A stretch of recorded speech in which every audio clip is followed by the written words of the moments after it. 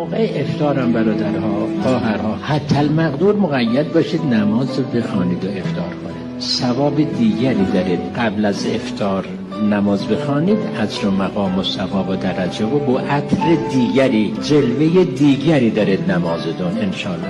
بعد از نمازم که میخواید برید تو خانه و سر سفره رسیدید، اولی که نشستید سر سفره عجله نکن برای افطاری را، در 14 سال 15 16 هرچی صبر کردید 2 دقیقه دیگه صبر کن، دستاتو بلند کن سر سفره برای فرج امام زمان برای فرج امام زمان هم دعا بکن، خدا میداند دعات مستجابه. چند طایفه دعاشون مستجابه. یکی شخص روزدار موقع افطار حضرت فرمودن دعاش مستجابه، خب دعا بکن دیگه برای فرج امام زمان که خدا من بیاد نجات بدن این خیران.